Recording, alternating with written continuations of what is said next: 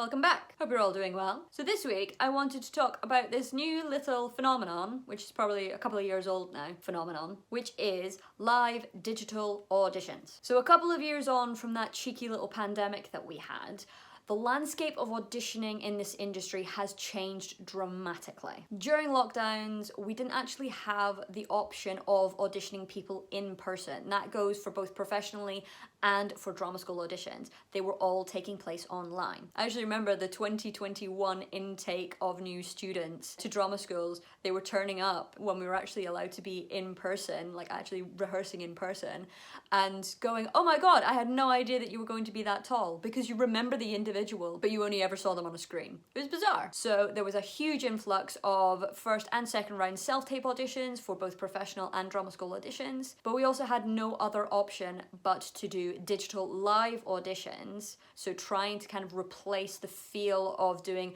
an in-person, hi, get to know you, actually speaking in real time audition, but having to do it via Zoom. And those kinds of auditions have their benefits and they also have their negatives. But it also means that you need to take a good few things into account when you are actually doing live digital auditions. And these are a few things that I want to cover today, because being an actor myself, I have had the fortune of actually doing digital live auditions for productions. And the first time doing them, I was like, what the heck is going on? This is bizarre. And then eventually I kind of went, wow, I actually need a more robust preparation process for these kinds of auditions so that I don't fall foul of technology. So I'm going to let you all into my little process when it comes to auditioning for digital live auditions. And this will kind of go for both professional auditions and for drama school auditions. So coming in at number one is update your Zoom. So actually a couple of weeks ago, I was waiting for Zoom to do its little update so that I can actually go into the meeting that I was scheduled to do, to then apologize for the fact that Zoom was updating, and that's why I was late.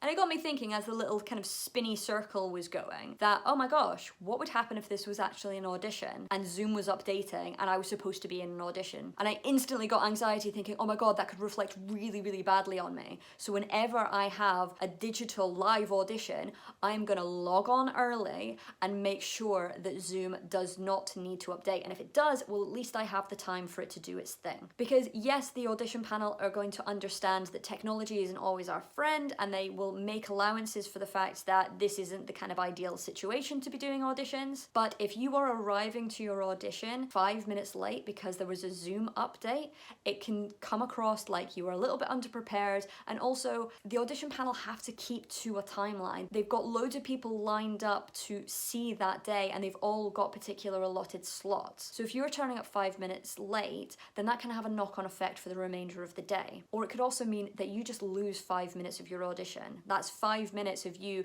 showing them what you're capable of, having a discussion, actually getting to know them getting to know you. So 5 minutes is kind of precious. So my advice is log on early, check if there are any updates. And that brings me very neatly to point number 2, which is log on early. Just log on early and actually sit in the little waiting room that the audition panel will put you in. And I just mean log on 2 to 3 minutes early. You don't want to be logging on 15 minutes early, because then they'll be like, we're not supposed to be seeing you for another 15 minutes. Why are you interfering with somebody else's audition? 2 to 3 minutes is a perfectly acceptable amount of time to be logging on and sitting in the waiting room for a digital audition. As long as when you log on, you are prepared to start the audition. They might have finished early with the person that they've seen just prior, and they might want to just kind of bring you into the Zoom room a little bit earlier. So make sure that when you actually log on and are sitting in the waiting room, you don't get up and go and get yourself a drink, that you're not adjusting your laptop and kind of shifting things around, because if they do bring you into the Zoom room, that's your first impression, and it might not be a very good one. So use those 2 to 3 minutes to actually just get focused, much like you would do if you were in a corridor just outside the audition room about to go in. Use the time to sit and focus. The next thing to have is a quiet, neutral space. Now again, audition panels will understand that you are likely going to be doing these auditions in your home, and homes can be busy, they can be loud, they can be messy. But if you can endeavor to actually find a quiet spot, and that means close windows so that you don't have traffic going past, that you don't have a washing machine running during your audition, and that you tell other people in your home that you are going to be auditioning between this time and that time, and if they could please please keep the noise to an absolute minimum. It means that you can focus, that the audition panel can focus on you, and nothing's going to interfere. And that also goes for a neutral space. So you want to have a relatively blank background, nothing that's going to draw the eye of the audition panel away from you and onto something that will be distracting. So avoid bookcases, avoid posters on walls, make sure that your pets are not there, because like we all know, pets have their own little agenda and it will not match up with yours. So just kindly put them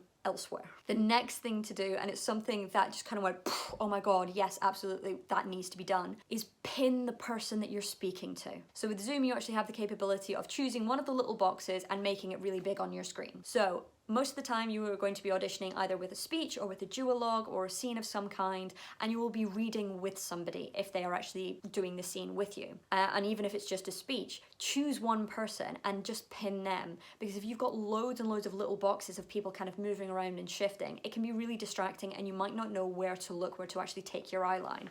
So pin one particular person, because then you can actually work to just affect them, to actually form a connection with that person and play to affect them within the scene.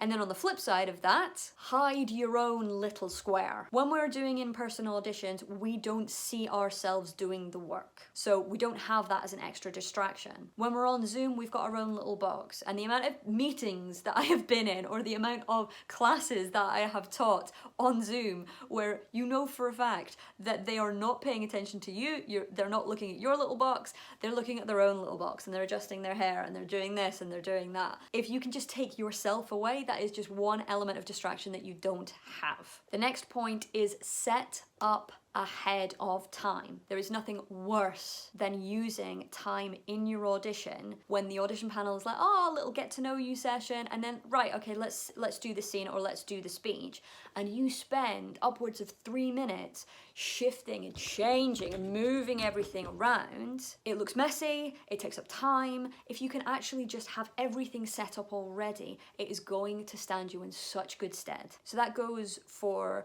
where you're placing your laptop, so where you're actually placing the device that you're using to do Zoom with, where you place yourself within any kind of playing space, that you're not moving furniture around and you're not kind of turning on lights and all of this kind of stuff. If you've actually got it all set up and ready, that is going to be a really, really good thing for you. And also make sure that the lens of your camera is in line with your eyes. If the camera is too low and it's looking up at you, you're gonna look really, really massive and we're gonna get a lot of chin. And if the camera is too high and it's looking down on you, then we're going to get a lot of forehead and we're not actually going to see a lot of your face, which is what we want to see for the performance. So it's not enough to go from a kind of sitting position to then stand and just kind of tilt your laptop up, because we are just going to look at you and you're going to look like a giant. Make sure that you can actually place your laptop or your device on a level where it is going to be in line with your eyes. Next thing to think about is light yourself. If you can actually have a window or a light source behind your camera shining through onto you,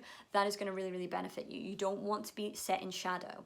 Nor do you want to have a window directly behind you, because all that will do is backlight you. It will throw you into shadow and the panel won't be able to see what you're doing. And the last and final thing is make sure that you have strong Wi-Fi connection. There's nothing worse than midway through a scene or midway through a speech for you to start glitching, or worst case, falling out of the meeting altogether because of loss of connection. So try your best to be as close to your router as you can and tell other people in the home to kind of disconnect from the Wi-Fi so that you've got the best chance of having a strong Wi-Fi connection. So there we go, that is everything that I can think of when it comes to how you should be setting up and approaching digital live auditions. If there is anything that I have missed or anything that you didn't understand or you want to have a little chat about, then put it in the comments below. I'd love to get back to you. But until next time, thank you so much.